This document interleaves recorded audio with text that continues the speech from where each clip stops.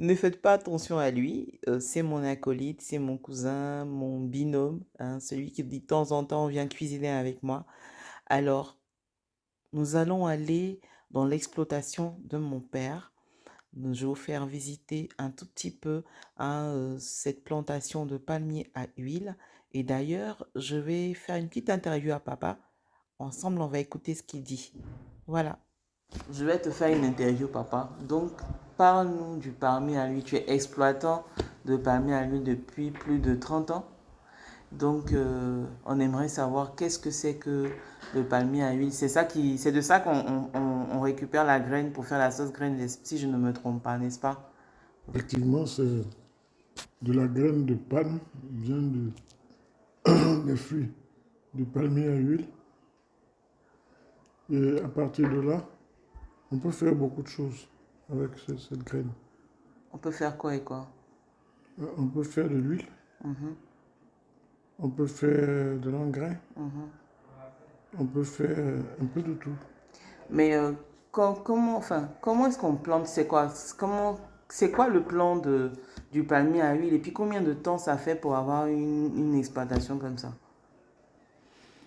Au début, il fallait 5 ans pour que le palmier à huile commence par produire. Et maintenant? 3 ans. Mais qu'est-ce qu'on prend pour planter? C'est quoi la graine là, le truc rouge là qu'on prend pour planter, pour ça devient comme ça, mais c'est quoi qu'on prend? C'est une plante normale.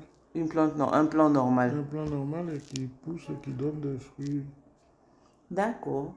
Et donc ça, il y a beaucoup de vertus et tout.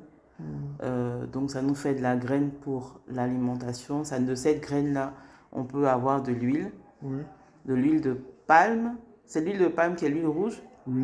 Et puis, mais pourquoi les gens appellent l'huile d'arachide? C'est différent alors. C'est différent parce que l'huile d'arachide est à base d'arachide. Donc on ne prend pas l'huile rouge pour faire de l'huile. C'est pas avec l'huile rouge, l'huile de palme qu'on utilise pour faire l'huile translucide là. Non. On a oublié un élément essentiel. On a fini de planter. Donc planter, quand on doit récolter, ça prend combien de temps après avoir, on a planté notre palmier ou bien, ça a poussé, tout ça. Et c'est la période de la récolte. Explique-nous la récolte. Comment est-ce que on part de la récolte à la transformation avant que ça n'arrive dans nos assiettes? Pour ce qui est de l'alimentaire. Bon, il faut dire que je disais qu'avant c'était 5 ans. Mhm, Maintenant c'est 3 ans. mhm. Après 3 ans, on commence par récolter. D'accord. Après 3 ans, on Mhm. commence à récolter. Mhm. Donc, bon, ok, si après 3 ans, c'est-à-dire qu'on a mis 3 ans pour planter, ça a poussé, on récolte au bout de 3 ans. Mais dans l'année, combien de fois par année on obtient de Chaque la... mois, on obtient de la graine. Chaque mois, on a de la graine. Mhm. C'est-à-dire que ce mois-ci, ma récolte a pris, je retire et chaque mois, j'obtiens de la graine.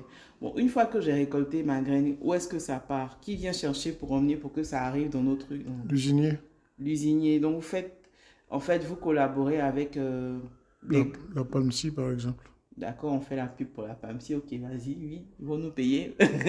Oh oui, oui, la PAMSI vient récupérer des graines et puis qu'est-ce qu'elle en fait? Elle en fait ce qu'elle veut. Comment ça, elle en fait ce qu'elle veut? Elle fait de l'huile, du Oh, savon, mhm. et puis je crois que c'est tout. Donc, ça, bon, après ça, c'est après alors, niveau, peut-être qu'ils prennent, ils ont des machines spéciales qui vont extraire l'huile de la graine. Et cette même huile-là, parce que je me rappelle quand j'étais petite, je suis allée à Unilever en truc, comment on appelle ça? En visite d'usine. Et avec cette huile-là, ils ont fait du savon avec plein de choses, tout ça. Ok, d'accord, merci. Nous allons faire une sauce graine hyper riche, hyper riche. Aujourd'hui, c'est la fête des grands-mères, alors on va faire plaisir aux mamies. Voilà, alors, c'est du mérou. Voilà, nous avons pris du mérou, du poisson, de l'escargot, des gambas, des crabes de terre, crabes poilus, le coscombo, je reviens là-dessus tout à l'heure, du poisson séché, séché et réduit en poudre, des crevettes en poudre, du sel, une tomate, de l'oignon, du piment. Et là, c'est vrai que je vais faire leur pub, mais bon, je vais tester hein, un concentré de graines, voilà, africaine, 400 grammes de concentré de graines africaines. Je vais tester. Voilà. Alors, ça, Dans ma région, donc dans le sud de la Côte d'Ivoire, on appelle ça Kosombo. Maintenant, voilà comment ça se... Vous voyez, c'est comme ça que c'est. Voilà. Et donc, il faut nettoyer. En français, donc, j'ai appris récemment qu'on appelait Bernard l'ermite. Voilà. C'est un coquillage. Alors, euh, vous savez qu'il y a beaucoup de sable. Vous voyez qu'il y a beaucoup de sable là-dessus. Donc, il faut vraiment bien laver. Et qu'est-ce qu'on fait généralement? On fait quand on pile. On pile pendant longtemps. Ça, c'est ma grand-mère qui m'a appris ça. Donc on pile, on pile, on pile pour enlever toute l'argile et le sable qui se trouve autour. Ensuite, on casse ici, d'accord? On casse le bout là, on casse le bout ici. Et puis on lave, on rince jusqu'à ce qu'on enlève totalement le sable. Ça prend énormément de travail, c'est très dur à casser. Et voilà, donc vraiment pour pouvoir manger. Et pour manger, en fait, on n'a qu'à aspirer à l'intérieur. Donc vraiment, c'est casse-tête, mais c'est tellement bon. Voilà. Allez, on y va. On prend notre graine qu'on va renverser dans un récipient. Voilà, on renverse. Donc c'est la première fois que je teste la graine de chez Nora. Voilà, sinon ben, on pile hein, la graine de manière traditionnelle et puis on recueille le tout, on utilise ça comme ça, d'accord? Mais j'ai opté pour cette marque. Voilà. Donc ensuite je rajoute de l'eau.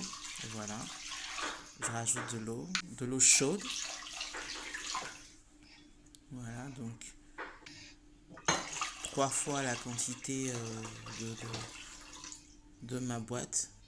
Donc je remue bien pour obtenir une très belle pâte, bien liquide. Et ensuite je la renverse dans une casserole, donc je vais la passer au tamis pour ne pas que les déchets de la graine puissent entrer dans ma sauce. Voilà. Donc j'allume le feu et je passe au feu. Voilà. Et donc je vais rajouter du sel, hein, la crevette en poudre, le poisson en poudre, mes oignons, ma tomate, mon piment, voilà l'escargot, voilà le crabe poilu, euh, le Bernard l'ermite, le Bernard l'ermite, voilà, que je rajoute là, le crabe poilu également, voilà, les gambas en dernier lieu, voilà, et le piment. Voilà, donc je tourne bien. Voilà. Et je vais refermer et laisser mijoter, on va dire, une trentaine de minutes. Donc ensuite, je vais ouvrir et je vais retirer mes légumes pour les écraser. Donc je peux utiliser le mixeur. Donc moi, j'ai opté plutôt pour ce talier-là. Voilà, donc j'écrase. Et quand j'écrase, lorsque j'ai fini d'obtenir une pâte, bien, je rajoute un peu de sauce, un début de sauce là. Et je vais renverser le tout dans ma casserole. Voilà. Donc je remue un peu, je ferme et je repars sur une cuisson d'encore 30 minutes. 30 bonnes minutes. Voilà. 30 bonnes minutes. Ensuite, je rajoute mon poisson. Voilà, je referme. Et j'attends encore. Et je vais retirer l'huile. Voilà. Hein, l'huile qui vient. Je la retire. Je vais laisser encore mijoter, on va dire une quinzaine de minutes. Et puis c'est bon, c'est prêt à déguster. On peut manger notre sauce avec du riz blanc, avec du foutou d'igname ou avec du placali.